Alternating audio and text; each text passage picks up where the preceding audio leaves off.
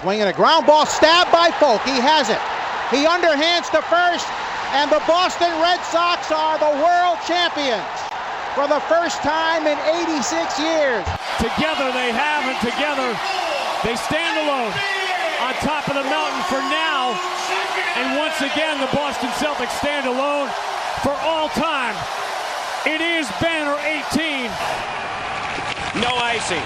For the first time in 39 years, the Boston Bruins have won the Stanley Cup. And a title for the Patriots! I can't believe it! They have completed the greatest comeback in Super Bowl history. Good morning, listeners. Welcome in to episode 42 of a New Era podcast. My name is Hanson, better known as Fryddy Online, and I am joined here by my dad and co-host, the OG Frid. Dad, would you like to say hello to the listeners this morning? Yeah, good morning, newbies. Good morning, listeners. All you valued listeners out there. We have a big show. Big show today. Big podcast. We have a lot to cover. I think this is going to be another big hour plus podcast. Yeah, we're getting to that time. We talked about it last week with Celtics coming up and the Bruins starting off and the Patriots just right in the middle of their season. We're getting to that overlap. And so much so that, did you know, Dad, I think, funny story. Not really too funny. Okay. It's not funny at all. I don't know why I said that now that I think about it. You know, we're getting a sports equinox. I think it's like next week. Oh, really? It's either next week. Let me see this. Or we could. There's a possibility for one. Let me see. When is it like a Thursday? No, let me see. I think it was supposed to be like a Tuesday. Monday, October 28th. Next Monday will be a sports equinox where all four major sport leagues will be playing at the same time. We've got Giants Steelers. What a shitty game. Oh my god. For Monday Night Football, I guess. We got a bunch of NBA games. The Celtics will be playing the Bucks that day. NHL, bunch of NHL games, no Boston game. And then the game 3 of the World Series next Monday. So pretty cool. You know, what would be interesting would be on the sports equinox to see the ratings. Because you got the Dodgers, Yankees, World Series, Game 3, and the Giants and Steelers. But I'm going to say MLB will outrank that Monday Night Football game by far. Yeah, most likely. I mean, I think we've all learned we don't need to see the Giants in primetime anymore. And it would be interesting to see in the New York market. Well, all the Yankees fans are Cowboys fans, don't forget. So, really? Yeah, they're all bandwagoning. Gotcha. Okay, so let's start off here. We'll start with the Bruins. Just like we did last week. We already looked ahead, I thought, at the Predators game, right? Didn't we? We talked about the 3-game stint last week. But so far, we've got the Panthers Bruins game. Did we talk about that? Because we had a because we had a later one. Because we had so it was just these two. The Avs and two, the Utah. And we predicted the Predators game. So we both went 2-1 for the week. I mean, we predicted 2 wins, 3 1 games. loss. Oh yeah, I was about to say we've only picked 2 of these. Do your men. But I didn't watch much of the Utah game, which was pretty sad because I wanted to see the Bruins in Utah and everything for the first game. But it was Saturday night, and then I got the notification that we lost in overtime. But I did watch the Avs game, and I was freaking out because Korpisalo was in net. But I was too. he was still able to bring home a win for us. That was it. I started watching it, and I was like, all right, yay, another Bruins game. And then I don't think I noticed until the camera pans over, and I was like, is that fucking Korpisalo in net? They really did this when we have time in between this and Saturday for swimming. But we're able to pull it out 5-3 on the road in Colorado. I don't know if Colorado has won a game yet. They having serious defensive problems, and we were able to capitalize on that with 5 goals. It looks like in that game, our offense was moving, and we were moving well. And then you have this game against Utah on Saturday. Then don't get me wrong, Utah's a good team. It's not like they were. I know they are still like the Coyotes, but not really. Coyotes were fun near the end of last year, and they were starting to get feisty in games and screw up some playoff hopes probably. So this is a good team. But what do you have to say about the effort from this Bruins team and the last week of what we've seen from them? Again, I think we talked.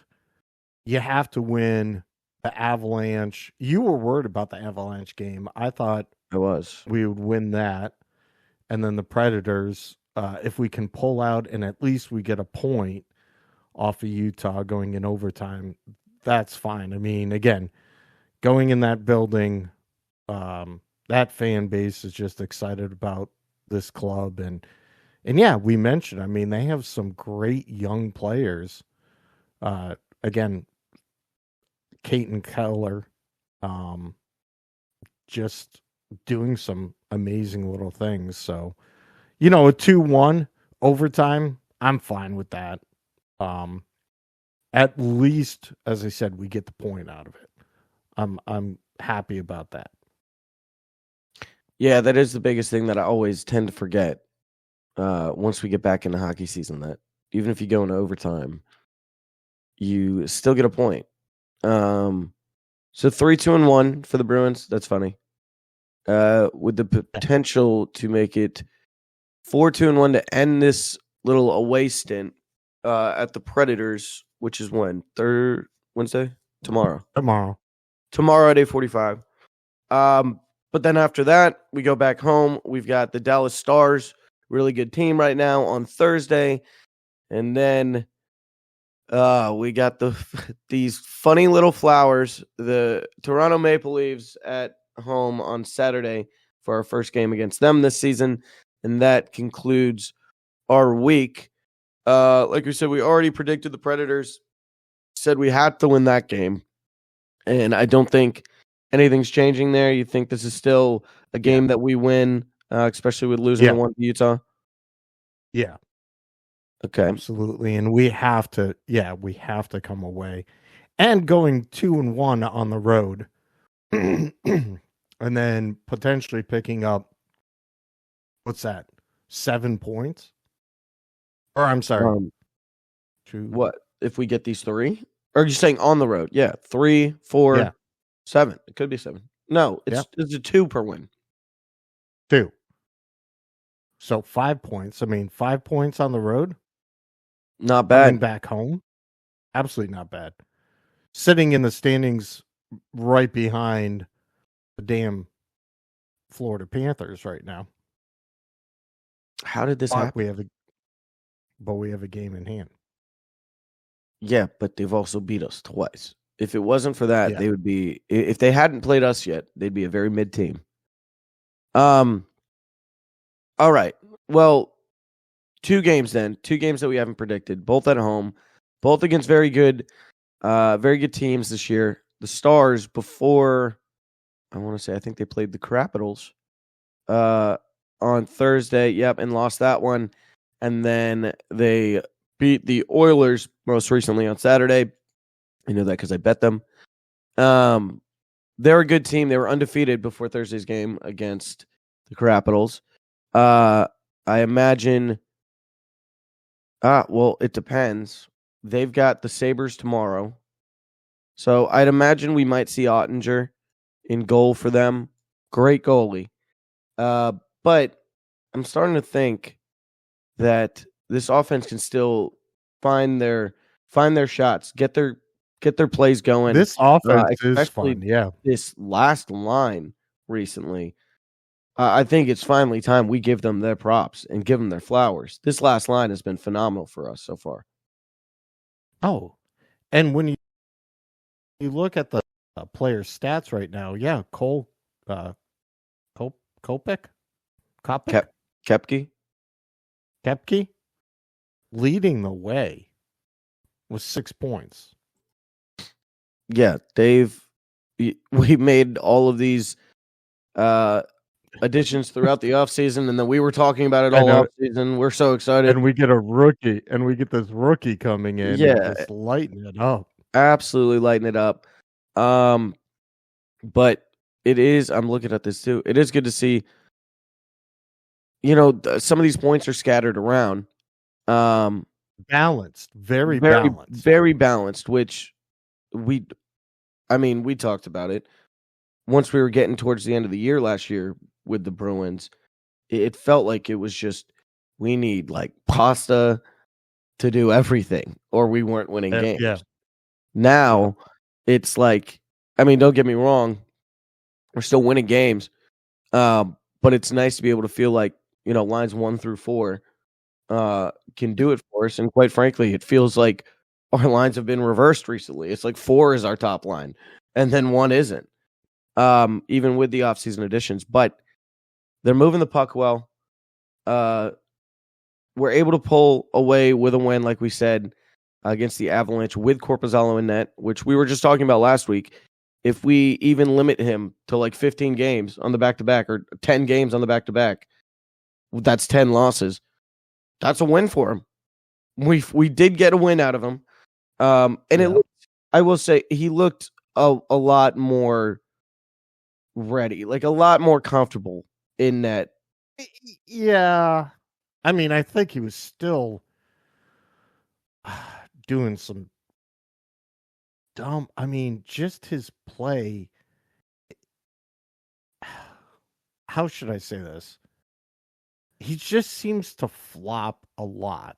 His position, he goes down. Compared to seeing Allmark and Swayman, definitely a butterfly style goalie. Yep. And when he gets down, then he uses his legs and his pads a lot to try and cover up. He doesn't seem to be able to, get back up into position. If he's down, he's staying down and trying to slide and then get his legs. And I was a little disappointed with one of those power play. I think it was a power play goal by the Avalanche. He just totally missed it. I know he was screened, but I think he could have seen it. Especially it was right down the middle,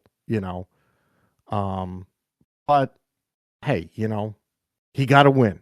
He got a win out of one of the losses we thought was going to happen. So he did. One of the biggest things I noticed with him, not just that like butterfly staying down stance, like you're saying, once he gets down to kick it up. The night and day difference I think I see the most between the goalkeepers is when they're trying to defend like behind the net. Swayman, I love watching Swayman when the puck is behind the net, when they're trying to get a little wraparound. He is one of like, I swear, the fastest goalies when it comes to going post to post. And he will hug that thing, and he's watching over his shoulder, and he just moves as if it's all in one motion to get to the other side. Whereas Korpisalo, he's very fluid. He's very fluid. I feel like Korpisalo is scared of the puck being behind the net. He'll lock into one side, but if they get to a wraparound situation, he is so slow to get over to that other pole. And I feel like, now granted, they haven't put in too many on him that way. But I feel like it's definitely something once we get later on into the year and once these teams are game planning for Korpisalo, when they know they're going to get him because Swayman's had a couple days straight, it's something that they're going to pick up on. in film. I think it's very easy to identify. I mean, we've identified it 6 games in, and we've only seen him play twice. So, yeah, I definitely think it's something that's going to need to be worked on. Hopefully, like some people were saying, maybe this is just a system that goalies are going to play well in. Hopefully, we can get him up to speed, or maybe it's just something that he's got to work with Swayman on, and Swayman can teach him. That hey, I'm noticing you're giving them extra opportunities to get the puck in when you're moving around between the posts. I don't know, but it's good enough to get a win, so I'm not going to dig at him too much. But it is something I'm going to want to see, kind of get better throughout the year, at least these next couple of weeks when we do see Korpisalo back in that. It is, and again, we had for a couple of years the best goalie tandem and 2 goalies that matched each other's style and play, and these guys are totally opposite, which is going to be unique again for our system, and again how teams, our defense, play for one versus the other. And how does that go then, on a back-to-back? I've always said this, and I'll say it right here on the podcast. Watching your sister play goalie, soccer goalie in net compared to her, the other goalies on her team, the team just played different because she was out very aggressive. And the other goalies that she had on her team seemed to be a little shy, stayed back in goal and on the line. And I think that the Bruins obviously play totally different defensively. I mean, you have to stay behind and up and guard a little bit more with Korpisalo, or whatever his name is. I forgot it right now. With Swayman, you're ready. He's going to make the save, doesn't give up the rebound, can, push it, with a rebound to one side or the other and then ready for a breakout. And we're just worried. The defense is probably, okay, well, if he gives up a rebound, I got to get to it. I got to, I just think that is the thing. I love that you bring up. Yeah. That's one of the biggest things you can notice too, outside of, like I'm saying, the movement behind the net. Korpisalo's rebound control is horrific. It's terrible. And granted, no, we're saying this because we've seen, like you're saying, Swayman and Ullmark for the last couple of years. We're spoiled. We're spoiled goalies. We've been spoiled with goalie play, so we're expecting the best out of it. But the rebound control is noticeable and noticeably bad, and it's something that needs to be worked on. Or he needs to learn how to play with the defense on him, or the defense is going to have to learn how to be ready for that rebound. And it kind of sucks because they have to play, the defense has to play a little more offensive to be able to get the puck out when Korpisalo's on, and then they've got that mindset, and then you get back with Swayman in net, and you can completely play a whole defensive game. It's switching up their game plan, but it is something that if Korpisalo is not going to be able to, get better with it, I think it's something that the defense is going to be able to adjust to. They're not going to like it, but they're going to need to, because of the fact that that's just something that's just ingrained in him. I think, as old of a goalie as he is, as long as he's played, I think it's just something that he's used to, and I don't think it's going to change as quickly as we want. We're just going to need to learn how to adjust around it and make sure that, if we're giving up rebound opportunities, they're not turning into those high danger opportunities right in front of the net. That these goalies are getting down. There's a bunch of sticks. There's a bunch of action going on, and then boom, one's popped right over you. Even if the rebound is coming off, just eliminating these high danger shots with putting guys in front of the net with us too. Yep. just to make it that much harder for the opposing team to just get in there. And let's give Montgomery then some credit because of his defensive pairings. Again, we mentioned this. You have an offensive defenseman with a defensive defenseman on all three pairings. And that's credit to Jim then knowing his goalie, his backup goalie, and that, hey, at least you have a defensive defenseman staying behind there to maybe get that puck away to your offensive defenseman. You got to start think the break. Montgomery's got to so far just love this addition of. I mean, obviously we were loving Lindholm when he got signed at the start of free agency here, but I think Montgomery's just got to be loving this Zadorov addition so far.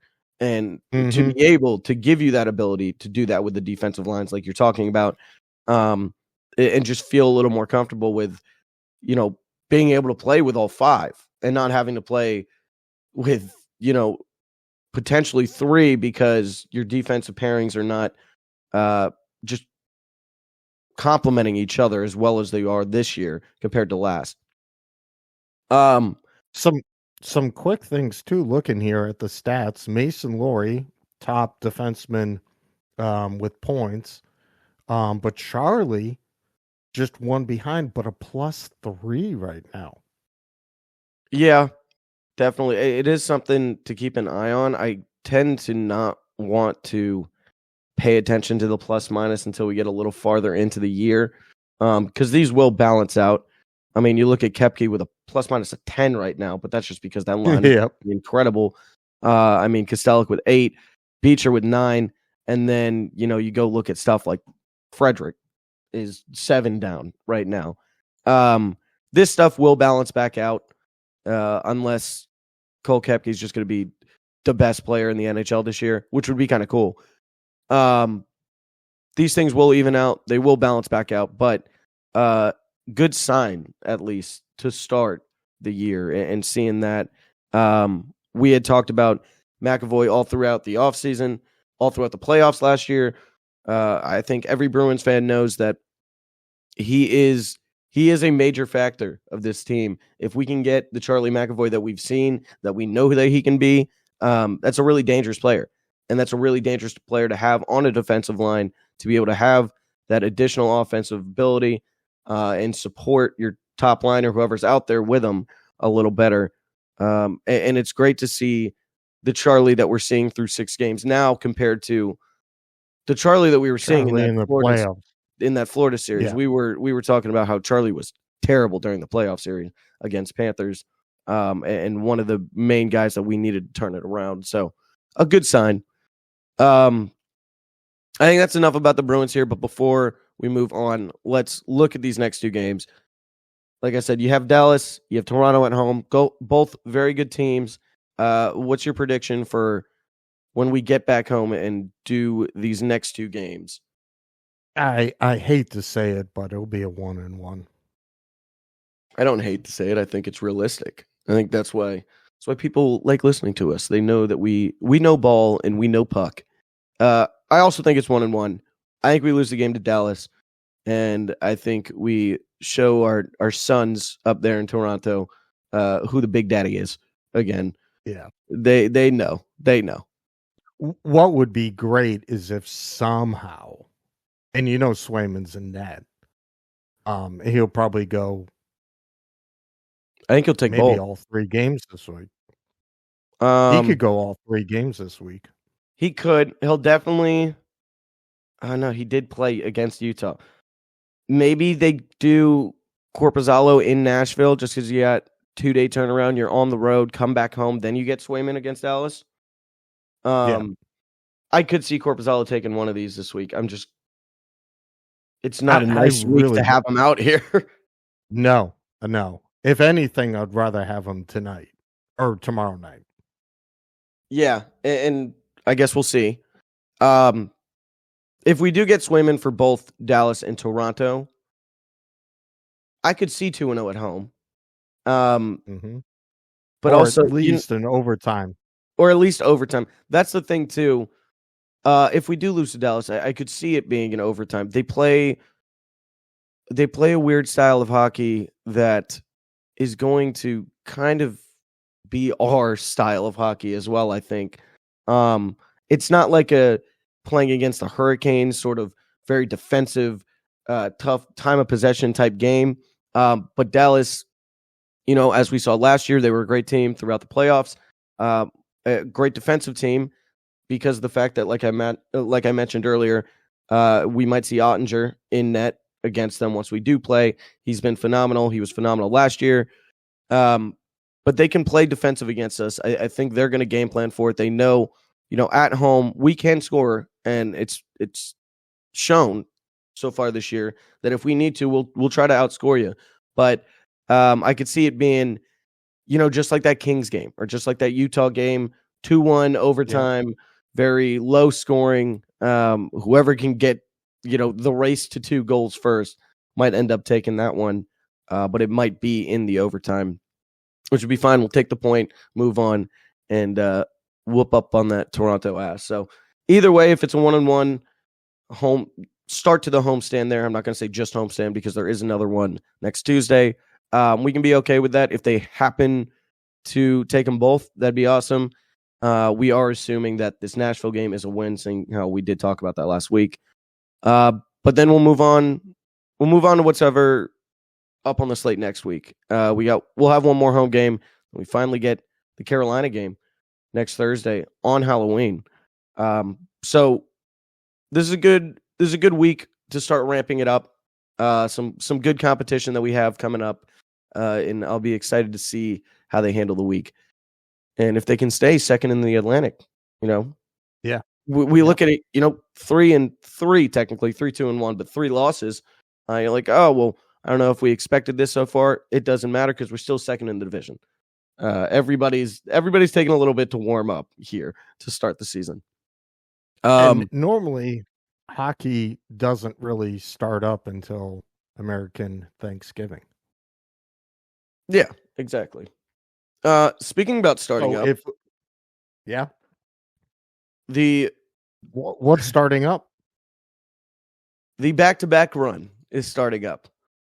Our world champion Boston Celtics are kicking off their season soon, tomorrow night against the New York Knicks. I am so excited that this team is finally back. We are finally able to see the Celtics again and see them start this run for back-to-back titles. It feels a little different, right? The air feels a little different going into the season this year, with these expectations of title or bust, not as, I don't know if I would say important, but not as scary this year. We have that title now. These teams do mention all the time when you come into the year with the title, you feel like you got your target on the back. But with this team, man, I'm not too worried about it. The only thing I think stopping this team from a repeat, because again, they've been very good in this preseason. And you start off this week and since Monday, we won't have our normal podcast. We're going to be doing on Tuesday, but this is a very favorable open 4-game to the season, I think. Oh, you're saying like this week? Yeah, I mean, we know. We'll go game by game here for the first one. We got Knicks tomorrow. We know the Knicks made a lot of moves this offseason. A lot of things. They are trying to build their team to beat us, as most teams are now. They're trying to build their team to match up really well with the Celtics. But come on, man. It's going to be banner night. It's banner night. It's banner night in the Garden. It's been a while since we raised one of those again. That team is ready to go. You had these guys that were playing together, not only just through the preseason, but in the Olympics too. But I think they're ready to get back out there. They're just ready to go. And I don't think the Knicks are going to be ready for the energy that's going to be flying around that arena tomorrow. You know, they have played a bunch of these guys have played a lot of basketball. Again through the Olympics. Okay, Jason sat on the bench, but still practice wise and stuff like that. He did play some games too. Yeah, but a lot of basketball, not a lot of downtime. But I'm not worried. They are young, very young. And if you have a night, one of your superstars has a night off, you still have a superstar. This is the only thing that can stop this team is injuries. Yeah. And a major injury to one of your two superstars.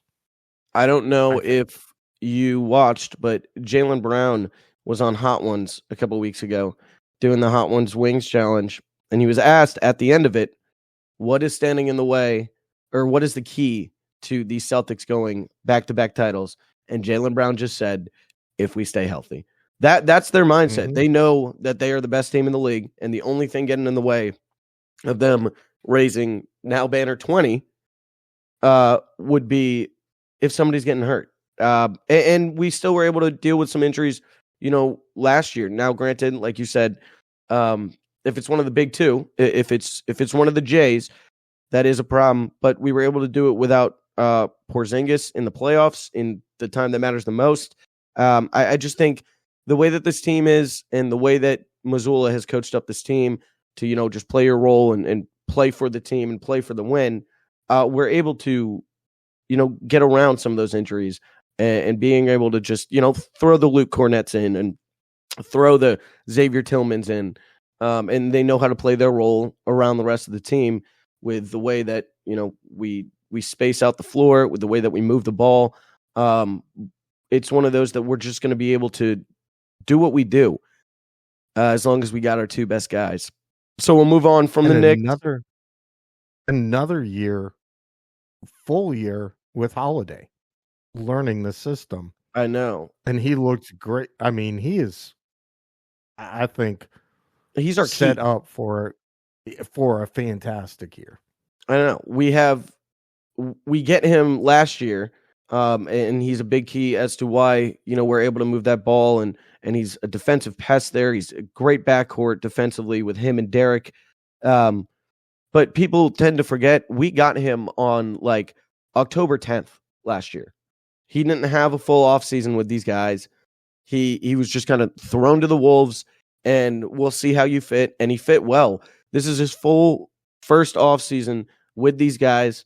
Not only just playing, over there for the Olympics, but coming back and being able to do this fully and really recover and train and do it all the right way. And I think we're going to see an even better Drew Holiday than we did last year. And that you think that's hard to believe because of just how well he fit into this system last year. And I think one thing that's should not be overlooked is that you had White, Holiday, and the Jays playing in the Olympics, just got them tighter together as teammates. Well, you say the Jays. Let's not forget Jaylen was snubbed of the Olympics. That's right. I forgot that. Oh, yeah. Silly me. Silly. And you. he's gonna be looking. He's to say, gonna be on a tear. Why not me? Yep. This is the Jaylen Brown revenge season. This is the Jaylen Brown. Fuck you guys. I thought we got rid of the haters when I won a championship season, so now I'll just go do it again. So I'm ready for the Jaylen Brown that we're about to get this year. So like I said, we'll move on from the Knicks, and then this is what you're talking about. We have quite possibly the two worst fucking teams in the association right now, with the Wizards and Pistons both away. That's fine. Let's use up some away games on these shitters. So there should be no problem there. There's no back-to-back this week, which is pretty nice to start off the season. We got Tuesday, Thursday, Saturday, and then we are playing probably the most important game of these first four, outside of, the banner night and what that entails. But in terms of competition in the East, then we'll have the Bucks next Monday before we have our next episode, like you mentioned, on Tuesday. Quite frankly, we're going to continue to do these look aheads because this is what we do. However, I think I'm going to say at the start of this year, I don't think you're going to see me predicting any losses. I think I might just accidentally will this team to 82-0. And I just looked at this. It's a back-to-back for Milwaukee. Oh, it is? Who do they play? They play the Nets on Sunday night. They play the Nets in Brooklyn, and then they come to Boston. Oh, my God. It could not get any better. Yeah, so I'm going 4-0. There's how much. Me too. I'm not saying... Are the haters going to be going, you just set up the Boston Celtics the best this opening week of basketball? Yeah. Oh, they're going to be like, wow, you really going to give the defending champions? They're going to do the same shit that they did last year, where we ran through the East, and everybody's like, well, they had a really easy run, but you can only play the teams ahead of you. All right, that's not our fault, that the Knicks sucked and the 76ers sucked, and we had to play the Pacers in the Eastern Conference Finals. Don't care. We handle business. We handle the teams ahead of us, and that's what we're going to do this week.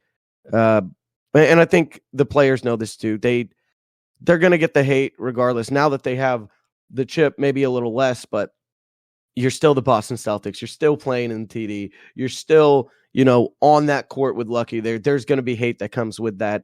And that target on your back. And I think Joe Mazzulla is just going to get these guys ready to say, you know what? Fuck it. We don't care. They still don't believe in us. Let's do it again. So Milwaukee, obviously you're starting off the season. You're going to want to have Giannis. Probably you're going to want them trying to win, but that'll be interesting to see if he sits on Sunday night. And then if Milwaukee somehow loses that game, are they going to be up even more? That game itself is going to be really interesting, I think. I think it'll definitely be interesting. I think if the Milwaukee Bucks are sitting Giannis 4 games into their season, this is going to be a really, really long year for them. He should not be sitting for a back-to-back on game 3. If he's sitting one of these, there's either something wrong with him injury-wise, like seriously, already, or they're just not taking this year seriously.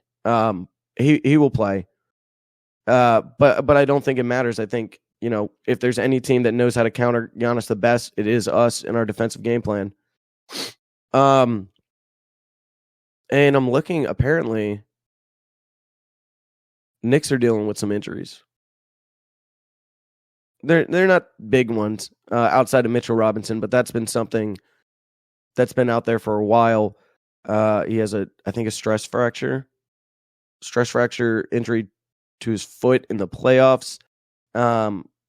So I don't know if he'll be up there ready to go, but it doesn't matter because they did make that addition of Cat, hoping that he's going to be able to, slow down what we're doing in the paint and slow down Porzingis and spread out that court a little better. But I don't care. It's still the New York Knicks. I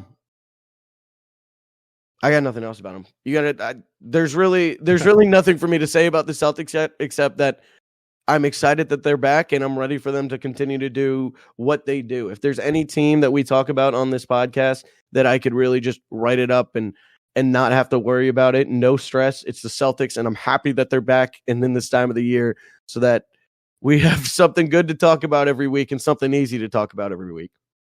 Yeah, I recall when we were talking about how we are going to be able to cram everything we've been talking about now with the addition of the Celtics. I guess you're right. You were right. It's going to be easy because we'll be like, okay, another win. It'll be like, yep, another week of undefeated, 82-0. Here we go. Yeah. Yep. All right. Moving on to the Pats. Yes. Another loss yesterday in London. Very, if you're the Patriots, pretty nice on your fans. They don't have to wait all day for you to lose. You get it done very early in the morning. Good and bad things to come from this game. Bad thing. losing to the Jacksonville Jaguars. I know that they have been in London for the last week. I know London is their home away from home. That team is not 16 points better than us. I will tell you that right now. We started off really nice, went up 10-0 at one point. Then I went back to sleep, and then I woke back up, and it was 25-10. I don't know what happened, and I wasn't too happy about it. But then you watch the end of the game. 98-yard. The big killer was that 98-yard punt return. Yeah, that. Oh my God, the tackling effort on that was just atrocious. I saw a highlight of it, but it also might boil down to what Coach Mayo has said after the sixth straight loss. Said we're just a soft football team across the board. We'll talk about what makes a tough football team, and that's being able to run the ball, being able to stop the run, and that's being able to cover kicks. We did none of those. There was actually at a point where the Jaguars ran the ball 17 straight plays, which is a franchise record for them, and we looked like we were just parting the Red Sea for them at a certain point. It sucks because May looked phenomenal again. The way that he is being able to move around and extend plays, and just elevating his receivers. One of my friends, when we were watching this yesterday, made a joke. They were like, "Oh, it's very Mahomes how he's like elevating receivers," and I was like, "It is. It actually is." I don't want to go so far after 2 games and be like, "Yes, Drake Maye is Patrick Mahomes. He's the greatest quarterback in the league," but I'm damn close. It's nice to see him moving the ball around and seeing us not have a dead offense for the first time in 5 years. However, it is a little bit concerning that this team, the only thing that was keeping us around really for the last 5 years was our defense. Now the offensive question marks are finally being answered, but somehow it seems week by week we are just turning into the worst defense in the NFL. Yeah. One of the things I saw, Jennings. Anthony. Anthony. Yeah. Can't say that. Just very demonstrative at his fellow, and that you don't want to see on the field, just waving his arms, just why can't we stop this run? Again, I said it before, I'll say it again. Lawrence Guy, come back. He's still sitting there and has not been signed. I mean, we need something in the middle, and losing Juwan Bentley obviously is another key defensive error right there. Not having another thumper. That's one of the biggest points. Actually, I would love to find this actually. I saw a stat. I don't know if it's going to come up as quickly. It was something about our rushing defense since Bentley's been gone. And that is the big key. It's crazy that your whole run defense comes down to, one guy. But we knew how important Juwan was. We're a big fan of Juwan. But you got to be able to then switch it up. Here it is, actually. It says, it turns out Juwan Bentley was your entire rushing defense. This was before the Jaguars just killed us on the ground. But the Patriots are giving up 100 more rushing yards per game without Juwan. When Juwan was in, it was 58 yards per game on the rushing game.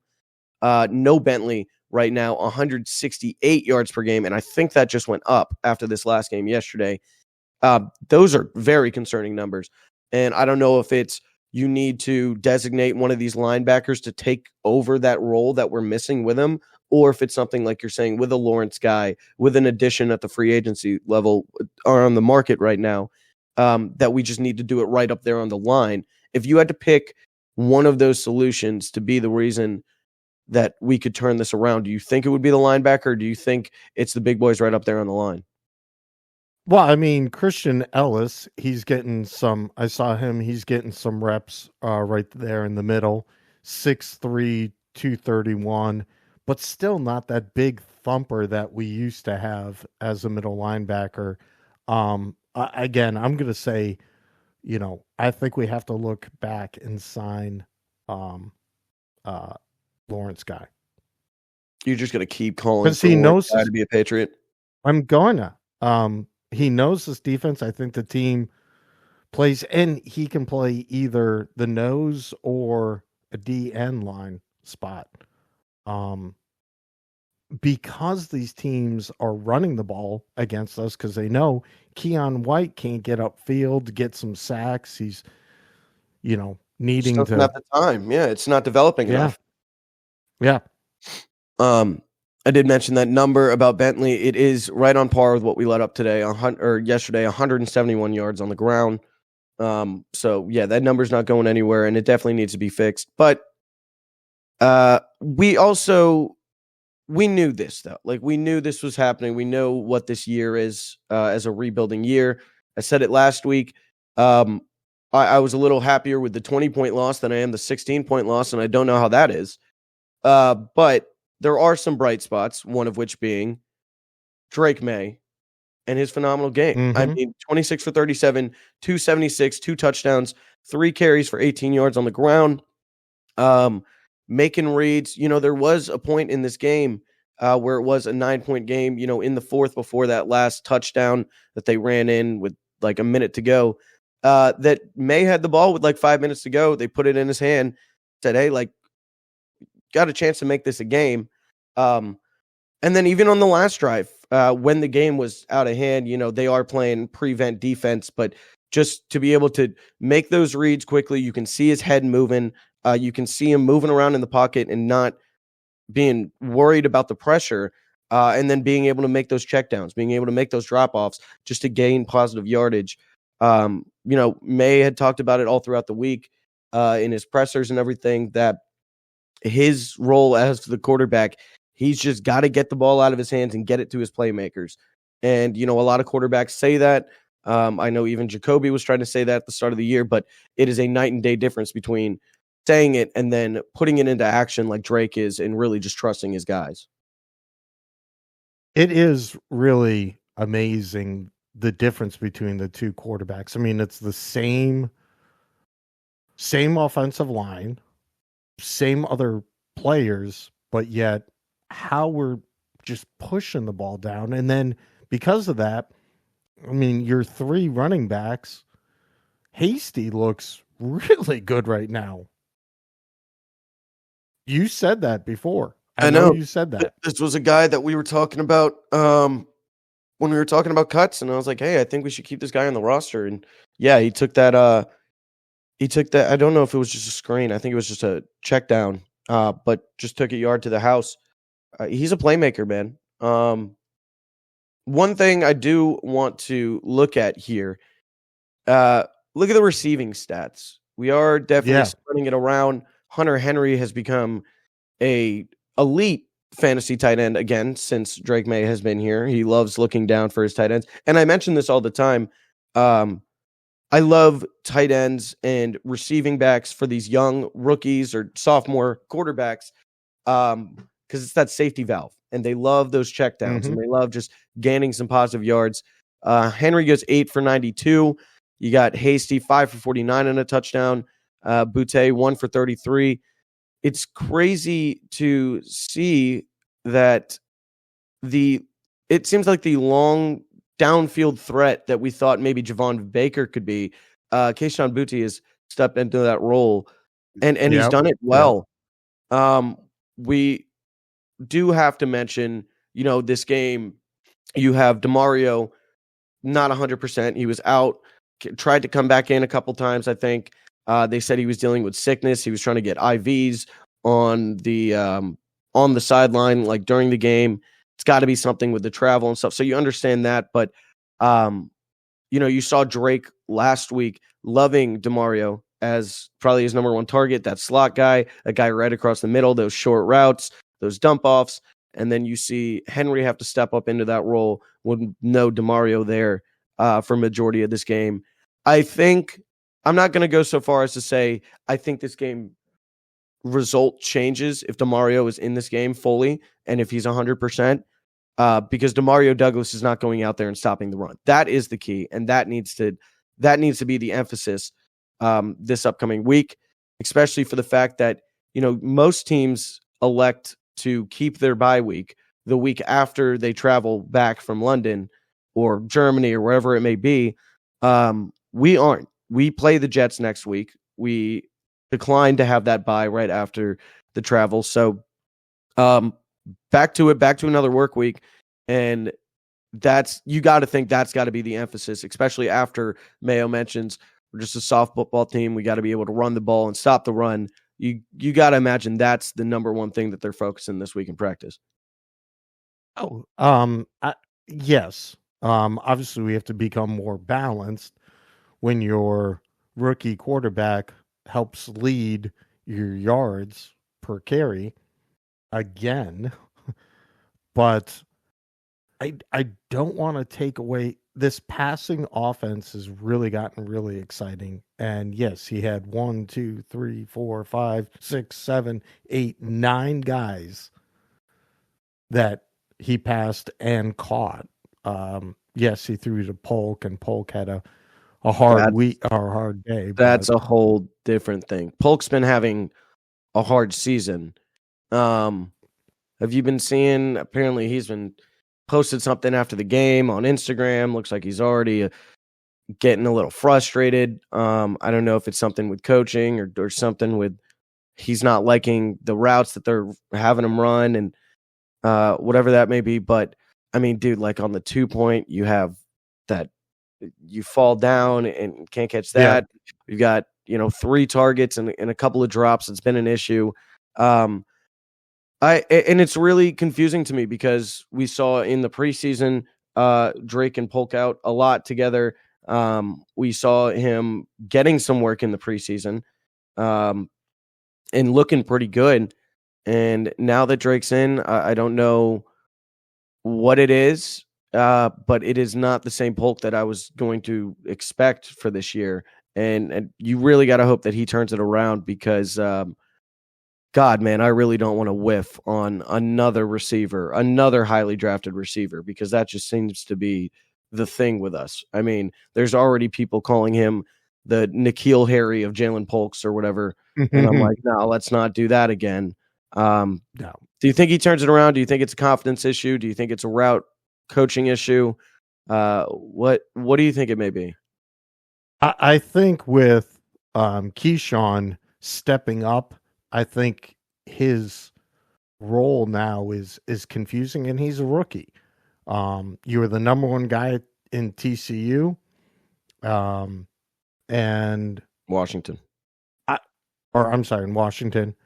Yeah, it was Javon Baker, who there's a lot of stories I've been hearing about him. Yeah. But if this is just a learning year, that's fine. What I would be more worried about if we have Keyshawn, Pup, DeMario, Polk, and then if we do get Travis Hunter, where is Polk going to be next year if his confidence is not there? Yeah. I hope that's not the case and we don't just throw him out after a year. But every week that we continue to play and every week that we get closer to the end of the season, it's looking more and more like Travis Hunter could become a New England Patriot. Mm-hmm. So I guess we'll see. And that would be, I would love that top 4 receiving group right there. Yeah, that'd be phenomenal. I guess outside of the Drake Maye good stuff that came out of this game, we are back on track to be the number 1 draft pick. So everybody give it up for number 1. Woo! Yeah, we're number 1 on Tankathon. So I guess we're the best at being the worst. Anything else about the Pats? No.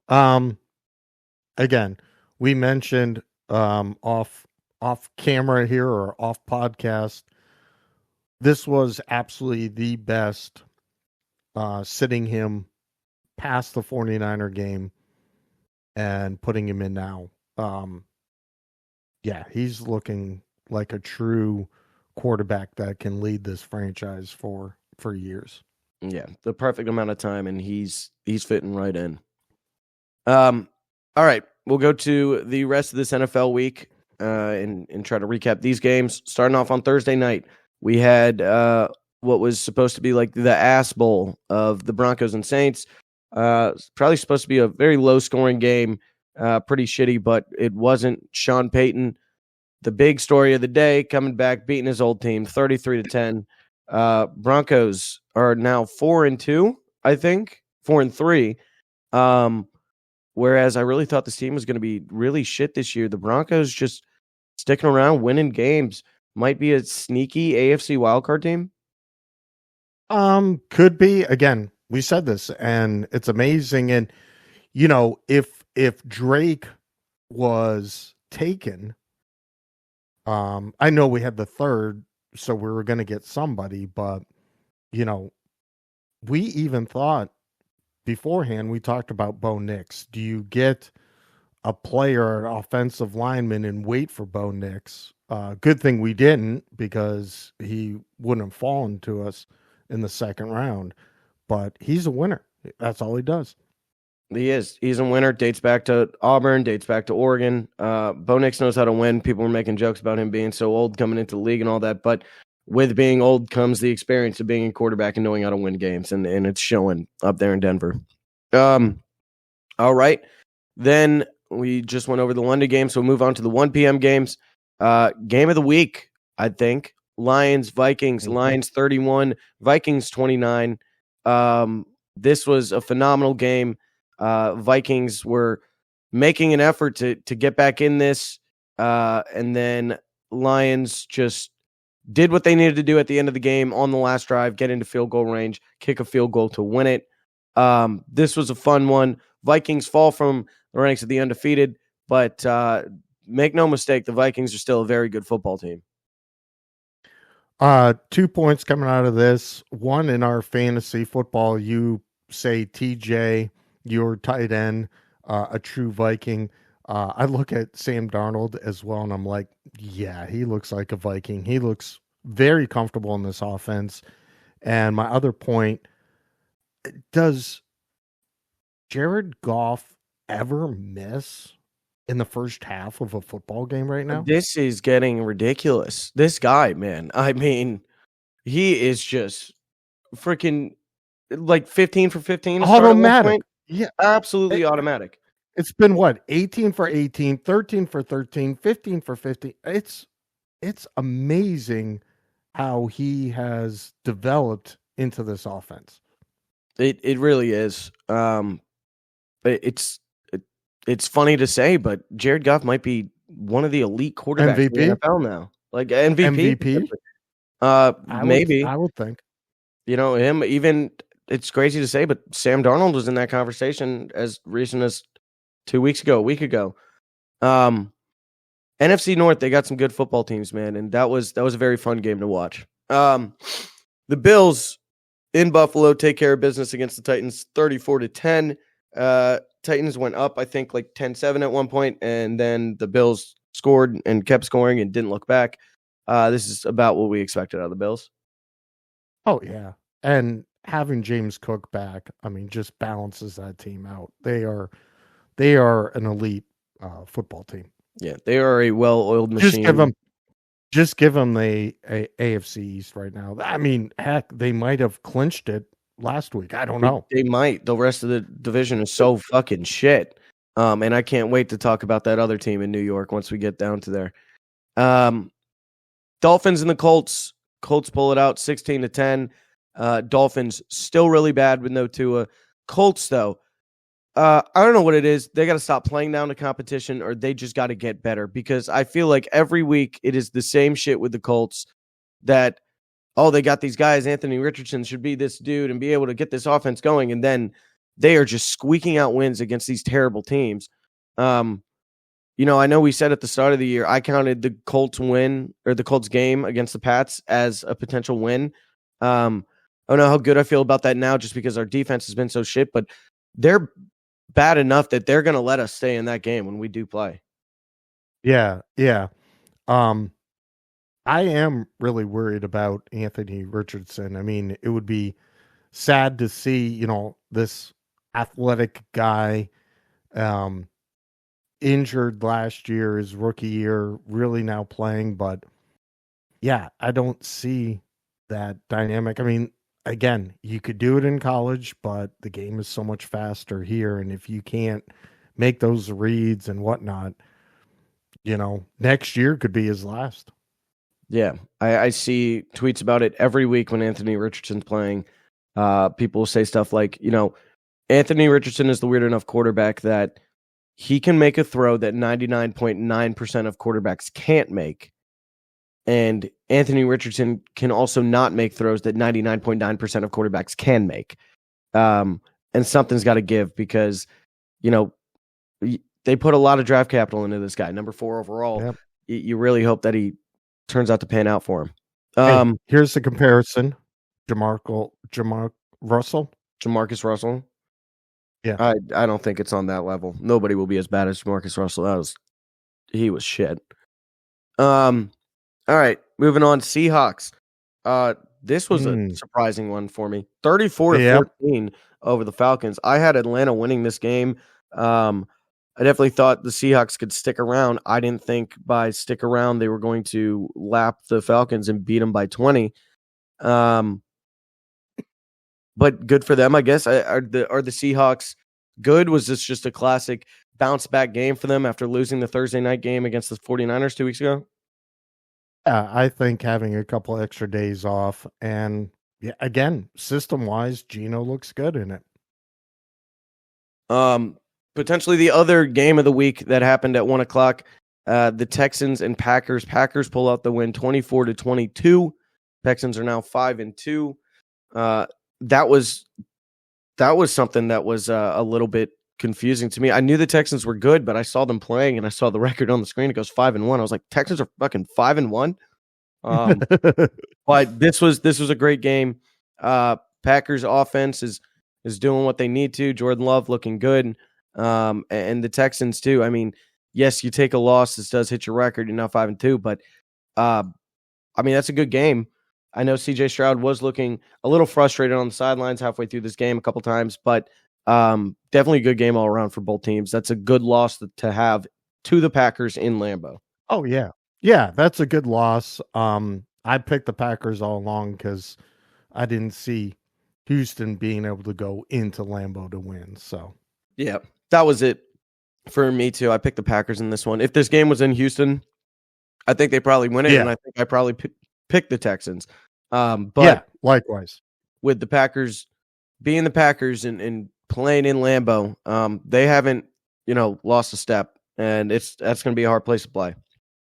Bengals, Browns. Bengals win 21-14. The big news coming out of this game, Deshaun Watson finally gets some karma because he is just a shitty person. I think he tears his Achilles. I'll never root on an injury, but I also am not too sad about this one, and I don't think a lot of people are, given what's been happening with Deshaun over the last couple of years. Yeah, no, I agree. And looking at my fantasy, and with the fact that Amari Cooper moves on, looks like Cedric Tillman finally could be a player in that offense. Finally could be. Eagles, Giants. God, the Giants suck, man. I am so sick of watching this team every week. Because at least, we stink. But there's something to look forward to for at least like 2.5 quarters out of the Patriots. The Giants are just fucking terrible, man. I would just hate being a Giants fan. And I also hate seeing the Eagles win.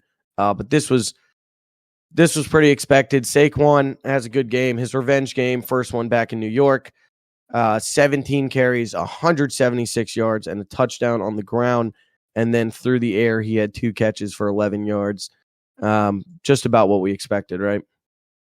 Oh, absolutely. You said it. Giants stink.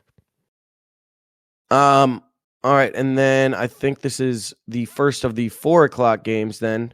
Raiders, Rams. Honestly, you could have just not played this game this weekend and it would have been fine. Rams win 20-15. Gardner Minshew came back into this game because I think Aiden O'Connell got hurt. only to then go 15 for 34, 154 yards, and 3 interceptions. Raiders, man, yikes. Once again, at least Pats, we might have something to look forward to right now. What the hell's happening in Las Vegas? Again, I think a soft team, a team that has a quarterback, or I should say a head coach that is known for being physical, just not seeing it in the team. The only surprise I have is it was only a 5-point win. Yeah, honestly, this should have been more. Well, you talk about more. We'll talk about more points. Commanders 40-7 over the Panthers. I really appreciate the NFL because at least I think they know at this point that the Panthers are just a laughingstock. And I really need it some weeks. You get to that 4:00 slate, a bunch of good games at 1:00. I was like, oh man, these have been tight. I need a laugh. I need to break a little smile. My team lost earlier, and then, oh, don't worry, we got you. We'll just put the joke of the Carolina Panthers on a 4:00 game, and you can just laugh every time that they're on the field. The Raiders are a joke. The Colts are a joke, but holy shit, the Panthers might need to get relegated to the SEC. Yeah. Again, fantasy wise, the only thing I have going for me, and with Andy Dalton under center, Chuba keeps on doing some points for me. So thank you. Yeah, I guess that's the one bright spot that they can look for. I don't even know. Chiefs 49ers, what was made out to be the game of the weekend. 28-18 win for the Chiefs. They stay undefeated, and they are now the last remaining undefeated team. Tough game for the Niners here. You definitely want to win that one. The Super Bowl rematch. These Chiefs just continue to have your number. I was flip-flopping multiple times throughout the week on who I thought was going to win this game. I ended up landing on the Chiefs, and I'm happy I did because we got to hate them, man. We do hate them, but they just, Mahomes and this team, they just find ways to win. Oh, yeah, absolutely. And again, very balanced. Kareem Hunt, great game coming, his second round with the Chiefs. He's looking good. And you do all this against a great San Francisco 49ers team when Mahomes really a shit game if you're just box score watching. 16 for 27, 154 through the air, and 2 interceptions. He did run 5 for 32 and a touchdown, though. So just finding ways to win. But Patty, if I was a Chiefs fan, if there was anything to worry about, it would be Patty a little bit this year. I saw a stat, I think, yesterday. Drake Maye has now played 2 games in the NFL, and he has matched Mahomes on the passing touchdown output on the year. So I don't, pump the brakes and all, but Drake Maye might be the greatest quarterback in the league. And then, oh man, this is what I was ready for. Speaking of great quarterbacks, this is what I was ready for. Devontae Adams, bring him back with Aaron Rodgers. They're going to be great. This is what the Jets needed. We're so back. We're the Jets. No, you're the fucking New York Jets. The Jets are going to jet. We say this every week. The Jets are going to continue to jet. And not only are they going to continue to jet, they're going to get ass pounded on national television on Sunday Night Football. 37-15 loss to the Steelers. With Russell Wilson. The Russell Wilson-led Steelers.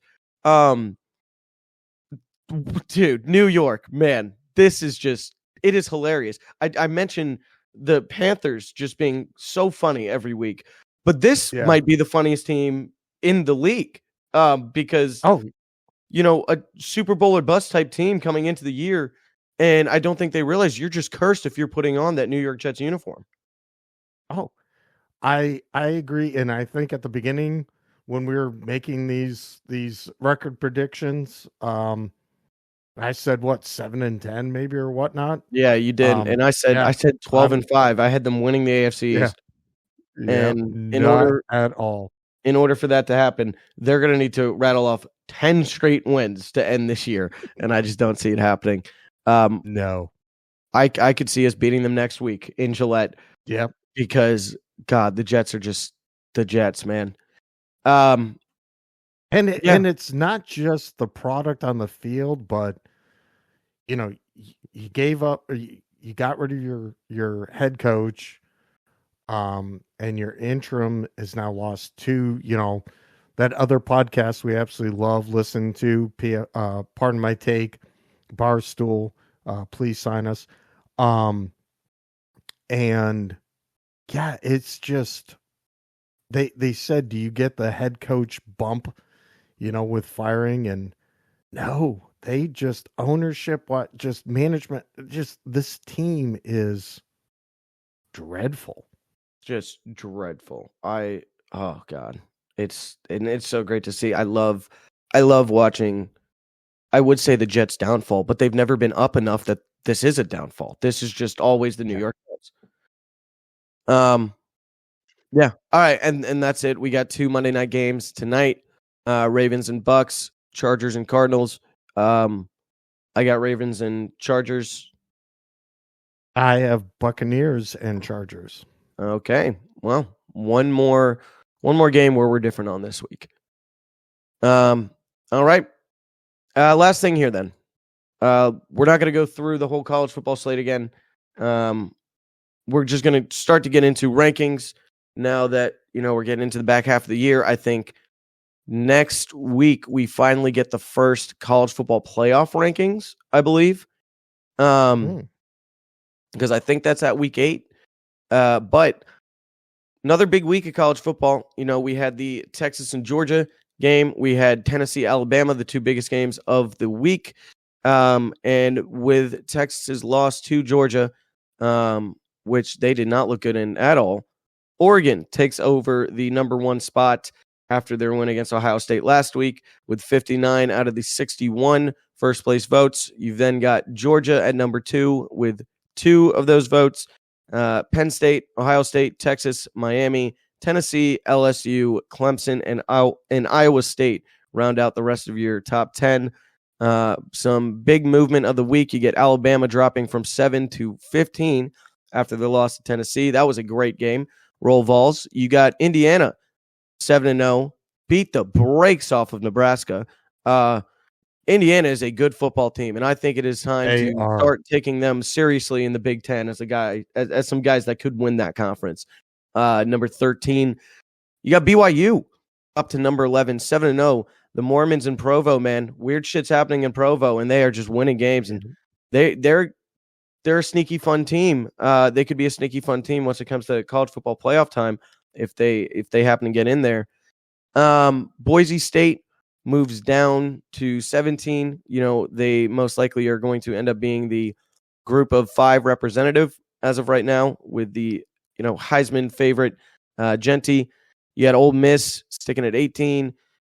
Pitt moves up to 19. Illinois moves up 2 after their win against Michigan to crack the top 20.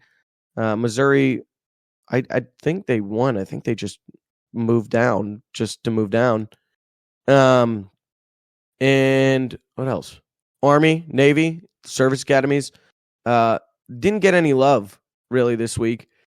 Army did get backdoor covered by my Pirates, but I do think that both of those programs, at least Army, with how they're playing right now, should be cracking the top 20 hopefully next week, because damn, man, they are some fun teams to watch, and it is going to set up for a very, very fun end of the year when we could potentially see Army Navy in the AAC championship and then the Army Navy game with potentially a college football playoff berth on the line. No. Hmm. Because the college playoff is done the week before the Army Navy game. What do you mean? Army Navy plays like the 16th? The week after the conference championship weeks. Yes. Now, maybe that's how it's happened in the past, because we haven't had to look at Army and Navy being guys that could potentially get in.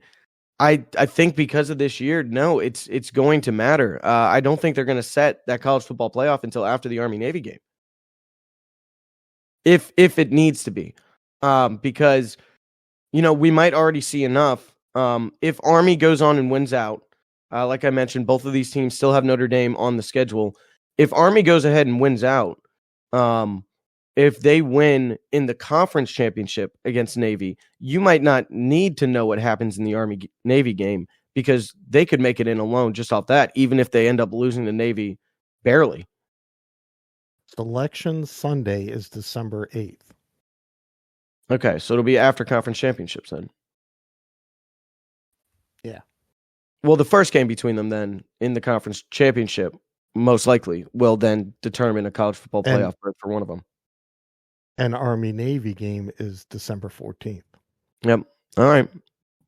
I mean, the game's still going to matter, but the game will still matter. Getting in the first game between them in the conference championship will matter the most. And I think, I literally don't know if it's possible for Army to slip up. They only have 2 more games in the American. They are 6-0 in conference right now. I think if they win one more, the only other teams that could match them would be Navy or Tulane. If one of those teams slips up and loses one in the American, Army could clinch like a conference championship berth by week 8 or week 9, whatever it's about to be. Actually, no, because they play Air Force. They've got to bye this upcoming week. Then they play Air Force in 2 weeks. And then they're at North Texas American. They got Notre Dame, then UTSA for the last American game. So they're giving the rest of the conference a little time to catch up.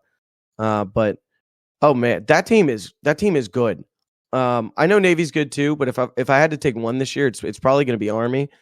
Holy shit, man! I didn't want to have to watch this game, but God, I was just seeing them run it down our throats, man. And just Bryson Daly, the quarterback.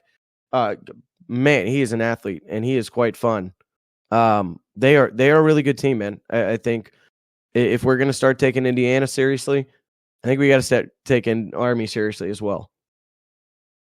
So the only way though, Army, obviously they have to beat Notre Dame to push up higher into these rankings to be able to get in, because we just said that Boise State is probably the pick of the next 5, right? As of right now, yeah. Over Army? Yes, over Army, but it's close. It's very close. I think a lot of people are just writing in Boise State there at this point because of Ashton Genty. But once it gets down to, the College Football Playoff Committee and ranking these teams as a whole and, looking at, your whole schedule and seeing your good wins and your bad losses. And granted, between these two teams, there's only one loss, and it did come to Oregon for Boise State, and it wasn't even a bad loss by any means. A 37-34 loss at Oregon. These Group of 5 teams are going to be a bit of a problem. Whoever it may be that gets in, or with the possibility of potentially 2. I would think it would have to be 2, even if Army, say, does lose to Notre Dame and they only have the one loss and win a conference championship, and Boise State as well, finishes off with the only one loss and a 3-point loss, as you said, to number 1 team right now. You got to be worried for, obviously, an Alabama, Ole Miss. Well, Alabama. I'll tell you right now, Alabama at this point would be out. Yep. Alabama's season ended on Saturday. That loss to Tennessee, They will not be making the college football playoff because they are going to drop one more game, against most likely at LSU. They got Missouri next week. You got a tune-up game in Mercer. Oklahoma's bad, so they'll beat Oklahoma, and they'll most likely beat Auburn. But even if they happen to win out, they need a lot to go right in order for them to make the SEC championship. And if they were to make the SEC championship, they'll be losing that game. So the Alabama season ended on Saturday. Quite frankly, either of those teams, that was a college football eliminator type game. And it's great. Yep. Now with these 12 teams, the 12-team playoff, these games are going to start to mean a lot more. We're going to have a lot more of these eliminator games coming up now. Season-ending games to some of these programs with national championship aspirations. Because of how this new format is and just how many good teams there are this year. One thing I was thinking about, and I absolutely love playing the on Xbox NCAA football, and you take your program and all, and I'm taking crap teams to build programs, but if you start to play long enough in the year, you start seeing, schools that you're like, what? As they have them ranked. And I think this is one of those like kind of years, when you have Indiana and Ohio State both 7-0. I mean, and then again, an Army and Navy. Yeah, it is an exciting year for college football. And surprising, I just look at that top three and just see Penn State still undefeated. It's going to be a big game between Penn State and Ohio State when they match up in a couple of weeks. 2 to be exact, at Penn State. It's funny, this new format and everything. I was hearing this in, I think it was Unnecessary Roughness for college football, or Barstool. And they were talking about, because of this new format and some of these teams and the, not only the conference matchups, but the willingness of some of these teams to, schedule these big out of conference matchups earlier on into the year. Because of all this, man, it's going to make for, a very fun college football playoff, but also it seems like every week now we're like, oh, well, game of the year for this week is, blank. We're having multiple game of the years. We have a new game of the year for the week every week now, and it's quite funny. Yeah. We're looking at games this week. I mean, somewhat of a soft slate, but I think obviously this week's game of the year has to be Notre Dame Navy. Oh, yeah. Yeah. Maybe. I mean, in terms of just, the rankings and what this could potentially mean for college football playoff. But there's some other one. I mean, I'm seeing, like a Illinois, Oregon could compete for it. Missouri, Alabama could compete for it. But outside of that, yeah, that's about it. You're right. Oh, no, dude, it's LSU, Texas A&M. And they'll be, and College Game Day will be there, I bet. And then a Texas Vanderbilt making them number 25. That'll be fun. Let's go. Go Vandy. That's fun. Finally ranked Vanderbilt. They gave them their flowers. Just in time for them to get stomped on by Texas, sadly. But oh man, how funny would that be if they took down Texas too? Yeah. Yeah. All right. Did you want to go through some of these games, or we'll just go over those ones we talked about? Yeah. Notre Dame at Navy. Notre Dame minus 12.5, over under 52.5.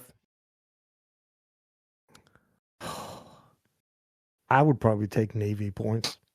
Yeah, I'm taking the Navy points, of course. This is a big game. Navy's, ever since they realized, hey, we've putting a team together, this one has been circled on the calendar. Big game for them. They're going to be up for it. I'll take the 12.5. All right, we'll move on to Illinois, Oregon at 3:30. Number 20, Illinois at number 1, Oregon in Autzen. Oregon minus 25, over under 54.5. Oregon money line over. Why the fuck are you taking an Oregon money line when this is about to be like minus 8,000? I guess I would probably take Illinois in the points. Yeah, I would also. take Illinois in the points. Don't get me wrong, I love the Ducks and everything, but this college football season so far has showed you any given Saturday.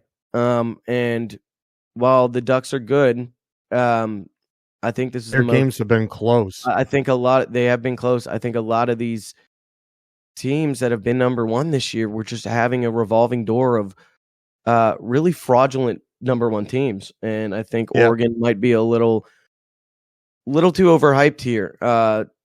I know you're number one, but that minus 25, I don't know why you're getting 25 points against this Illinois team that is going to play a disgusting brand of football and just beat on Michigan this last week. All right, number 21 Missouri at number 15 Alabama in Tuscaloosa. The Tide are favored by 13.5 points, over under 56.5. 13.5. I'll probably just take the over.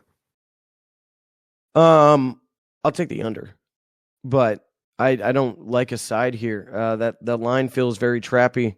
I feel like they're begging you to take Missouri after what we just saw from Alabama this week. So if I had to bet it, I'd probably bet Alabama. Some trickery right there by the books, but that is definitely a weird line. Number 5 Texas at number 25 Vanderbilt in Nashville. Texas is favored by 17.5 points, over under 53.5. That Vanderbilt quarterback is having just the team on his back. They see excitement in that program. I think Texas pulls it out, but I would probably take Vanderbilt points. Yeah. Before this week, I was just blindly betting Texas, whatever the spread may be.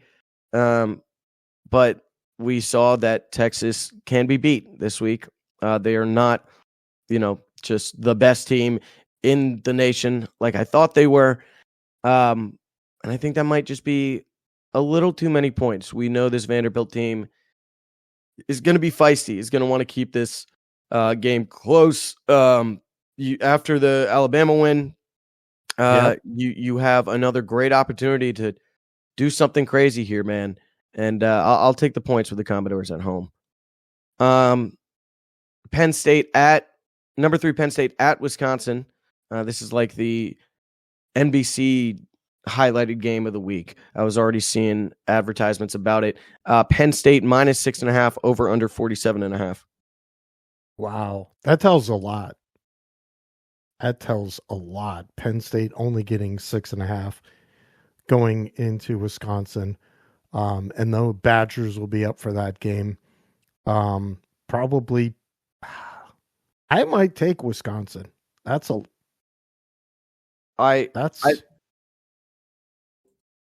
think I'll take Penn State.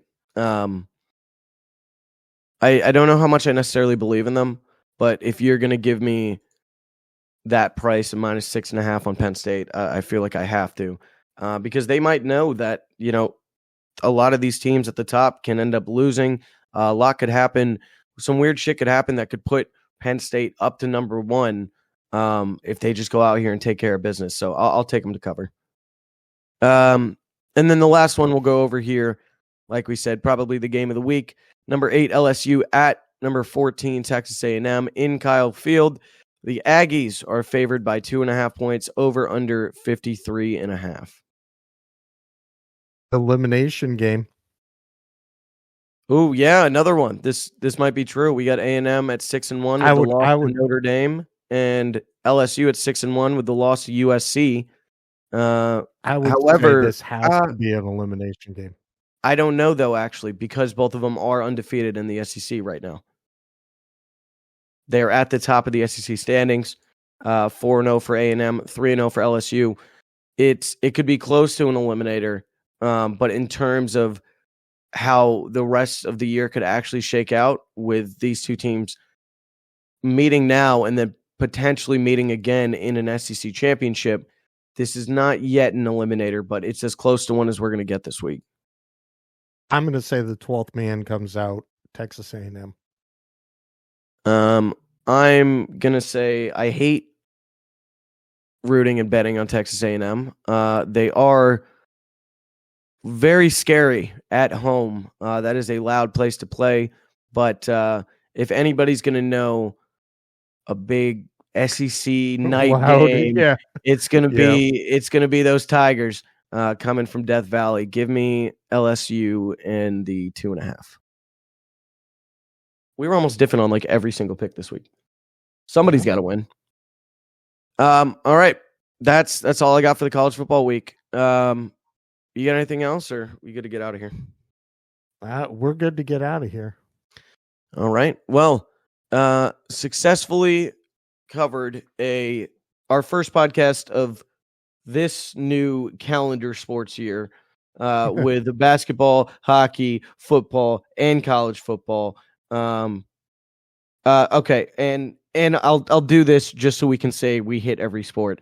Yankees or Dodgers? I'm gonna say the Dodgers.